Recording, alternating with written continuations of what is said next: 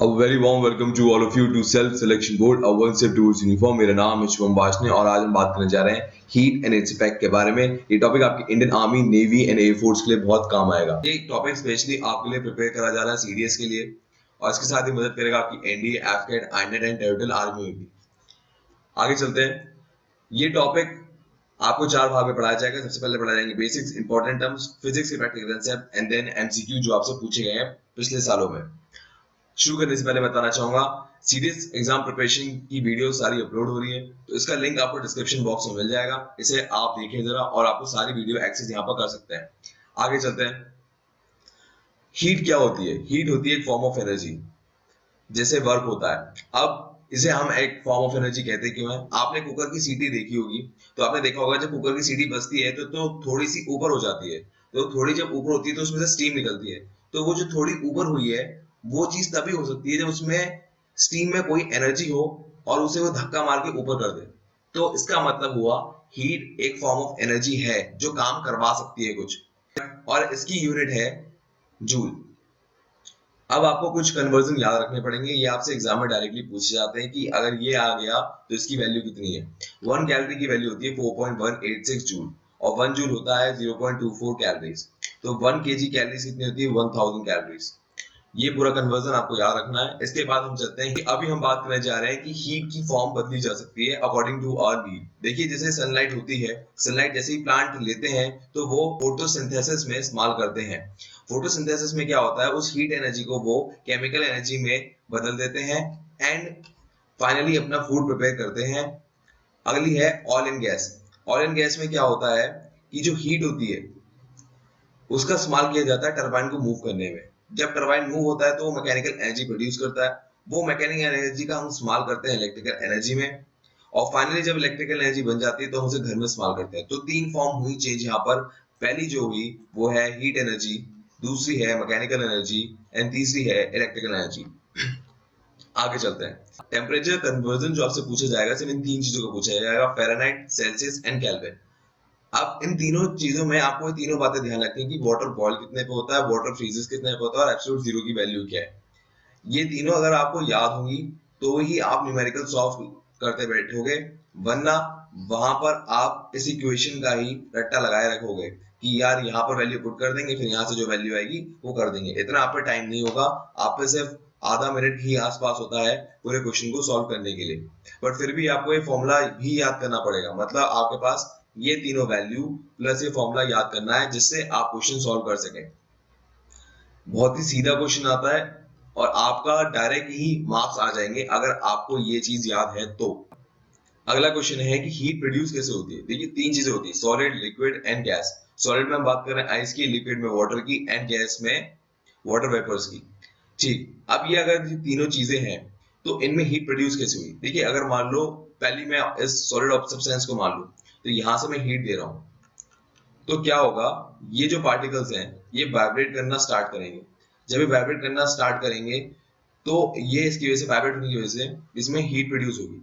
ये हीट इसको पास कर देंगे, इसको पास कर देंगे और ऐसे ये चेन रिएक्शन बनती चली जाएगी। अब मान लीजिए ये हीट बहुत ज्यादा हो गई तो ये एक्सपेंड होना शुरू हो जाएंगे और ये इस फॉर्म में आ जाएंगे, मतलब लिक्विड फॉर्म में। अगर इसमें और हीट एनर्जी आई तो ये दूर दूर भागना शुरू करेंगे, दूर दूर भागना शुरू करेंगे मतलब एक्सपेंशन होगा, तो ये गैस फॉर्म में बन जाएंगे। आपको ये बात ध्यान रखनी है। मैं दोबारा बताता हूँ। अब बात करते हैं हीट ट्रांसफर की। तो हीट ट्रांसफर तीन फॉर्म से होता है, कंडक्शन, कन्वेक्शन, रेडिएशन। क्या होती है तीनों चीजें? अब देखिए यहाँ पर ये जो डायग्राम है इसमें आपको केटली दिखाई दे रही है। ये केटली आप बचपन से देखते आ रहे होंगे। अब इस केटली में हम तीन बातें समझेंगे, कंडक्शन, कन्वेक्शन एंड रेडिएशन। अब देखिए अगर नीचे आप देखें तो गैस स्टॉक है, गैस स्टॉक से कुछ हीट रेज निकलनी है जिससे सन से सन रेज निकलती है। तो अगर कोई चीज इस हीट रेज या सन रेज जैसी चीज से गर्म होती है तो हम उसे कहते हैं रेडिएशन। ठीक है, इतनी बात हमें समझ में आ गई। अगर मान लो कोई चीज गैस से, वेपर से गर्म हो रही है तो हम उसे कहेंगे कन्वेक्शन। आपने देखा होगा ना, पानी गर्म होता है तो उससे कुछ स्टीम या वेपर्स बनते हैं, तो अगर उससे कोई चीज गर्म हुई तो हो गया कन्वेक्शन। अब आता है कंडक्शन पे। कंडक्शन सिंपल ये कहता है कि जो सॉलिड होता है, जिसकी हमने भी 2 मिनट पहले बात की थी, अगर एक सॉलिड पार्टिकल गर्म होता है तो वो अपनी एनर्जी आगे भेजता है। मतलब यहां से अगर ये पार्टिकल गर्म हुआ है तो ये अपनी एनर्जी आगे पास करेंगे इस तरह से।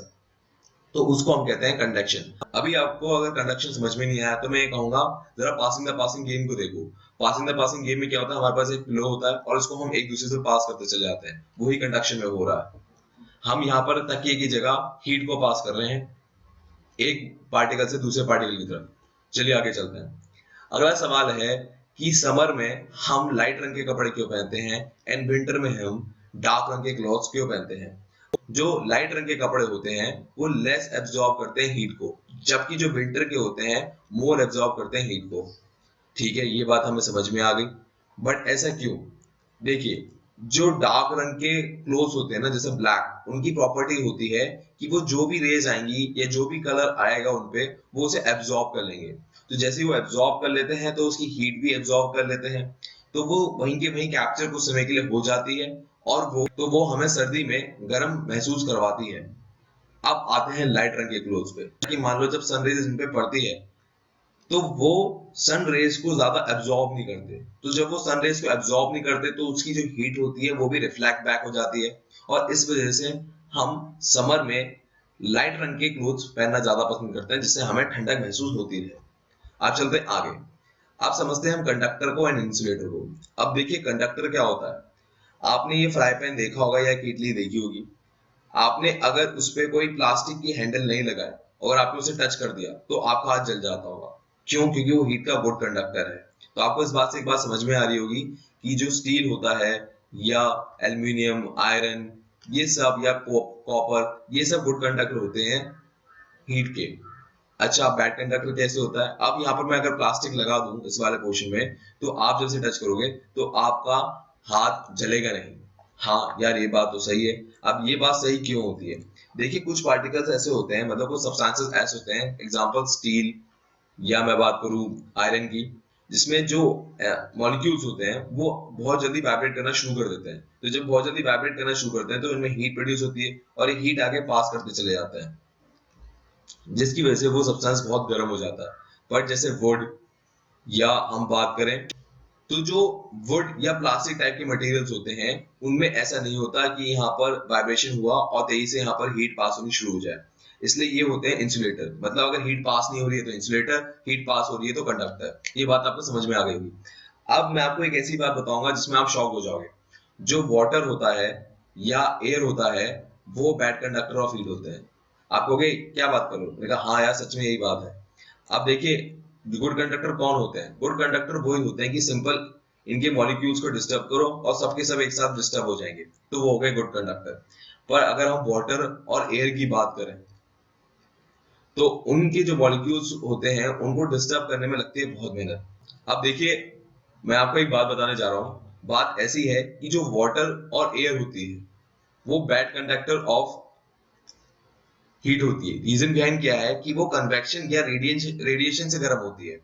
हाँ, तो देखिए, कोई भी चीज जब कन्वेक्शन और रेडिएशन से गर्म हो रही है ना तो गर्म होने में टाइम लगाएगी, और जब वो गर्म होने में टाइम लगा रही है तो हम उसे कंसिडर करते हैं कि वो बैड कंडक्टर ऑफ हीट है और उसका नाम डाल देते हैं कि वो इंसुलेटर है। जहां तक आपको बात समझ में आ गई होगी। अब बात करते हैं हीट और टेम्परेचर में अंतर क्या है। हीट तो है फॉर्म ऑफ एनर्जी, मैंने आपको बताया कि ये कुछ काम करवा सकती है, और टेम्परेचर है एक मेजरिंग यूनिट कि भाई आप नापते हो कि टेम्परेचर कितना है, 2 degree Celsius, 3 degree Celsius, 4 degree Celsius. अब कुछ एप्लीकेशन समझते हैं इस हीट के।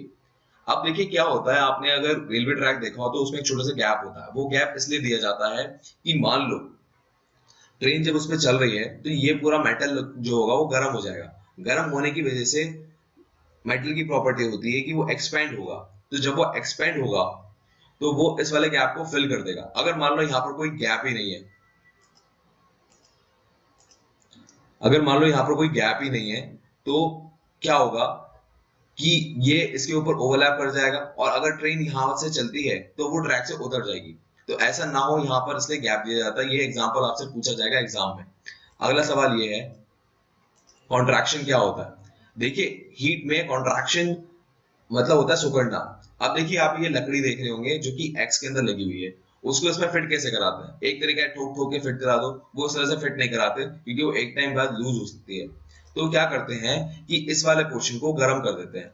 गर्म करने की वजह से अंदर वाला पोर्शन फैल जाता है और सॉफ्ट हो जाता है। तो यहाँ पर वो लकड़ी डाल देते हैं, और लकड़ी है बैड कंडक्टर ऑफ हीट। तो जैसे ही वो उसमें पहुंचती है तो वो एकदम से जलती नहीं है, वो फिर इसे कूल होने के लिए छोड़ देते हैं, और जैसे वो कूल होता है तो वो कॉन्ट्रैक्ट हो जाता है, मतलब सिकुड़ जाता है इसका होल, और जैसे ही होल सिकुड़ता है ये वुड इसमें कंप्लीटली बैठ जाता है और उसे निकालना बहुत मुश्किल हो जाता है। ये हो गया एक एक्सपेंशन और कॉन्ट्रैक्शन का कंसेप्ट। ये दोनों बातें आपको समझ में आ गई होंगी। अब बात करते हैं क्लिनिकल थर्मोमीटर के बारे में। क्लिनिकल थर्मोमीटर जो होता है वो 35 डिग्री सेल्सियस से 42 डिग्री सेल्सियस तक होता है। अब इसमें जो स्मॉलेस्ट डिवीजन होती है, मतलब स्मॉलेस्ट काउंट जो होता है वो 0.2 डिग्री सेल्सियस का होता है। अब रीजन क्या होता है कि वो 35 से 42 डिग्री सेल्सियस का ही होता है? रीजन ये होता है कि नॉर्मल बॉडी टेम्परेचर जो होता है वो 32 डिग्री सेल्सियस से 42 डिग्री सेल्सियस टेम्परेचर तक ही होगा। तो कोई आपको बोल देना कि 100 डिग्री सेल्सियस का बुखार है तो झूठ बोल रहा है, इंसान जल जाएगा, उबल जाएगा। अब होता है किंग। किंग क्या होता है? आपको यहाँ पर एक छोटी सी व्हाइट लाइन सी दिख रही होगी जो टेढ़ी मेढ़ी होगी, उसको कहते हैं किंग। किंग क्या करता है कि जब वो 37 डिग्री सेल्सियस पे होता है तो वो मरकरी का ध्यान रखता है कि वो फॉल ना हो वहां से, जब उसे झटकते हैं तभी वो गिर सकता है। अब एक जो दूसरा थर्मोमीटर होता है जो आपको याद करने की जरूरत है वो होता है लेबोरेटरी थर्मोमीटर। उसकी जो रेंज होती है वो होती है -10 डिग्री सेल्सियस से 110 डिग्री सेल्सियस तक। ये सारी बात आपको समझ में आ गई होगी। अब हम बात करते हैं क्वेश्चंस की। क्वेश्चंस में क्या है? पहला क्वेश्चन ये है कि अगर हम वाटर को हीट करें from 0 degree Celsius to 10 degree Celsius तो उसका वॉल्यूम क्या होगा? देखिए पहले जो उसका वॉल्यूम होगा वो डिक्रीज होगा।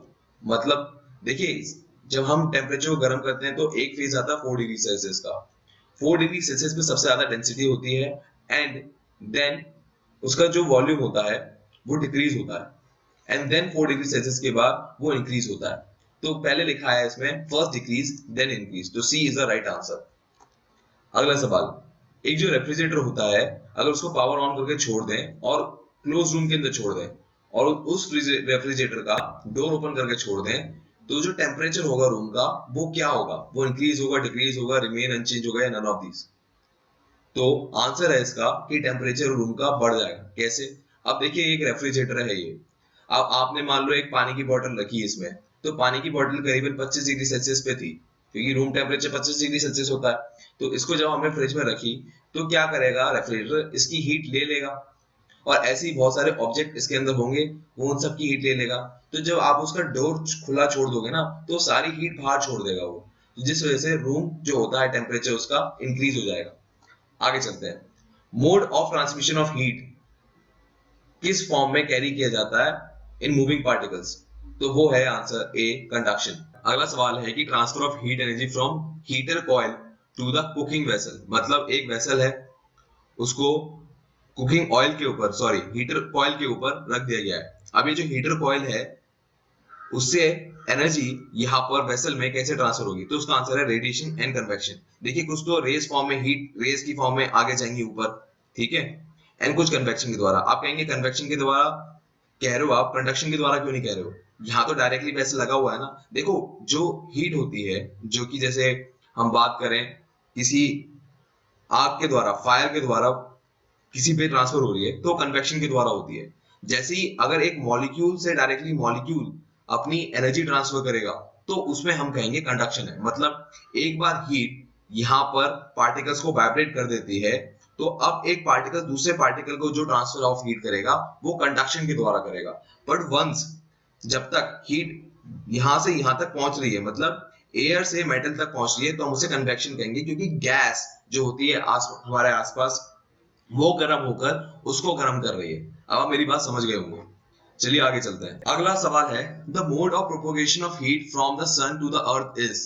जो सूरज होता है उससे हमें जो हीट मिलती है वो किस फॉर्म में मिलती है, या कौन से हीट ट्रांसफर प्रोसेस के द्वारा मिलती है? तो वो है सी, रेडिएशन।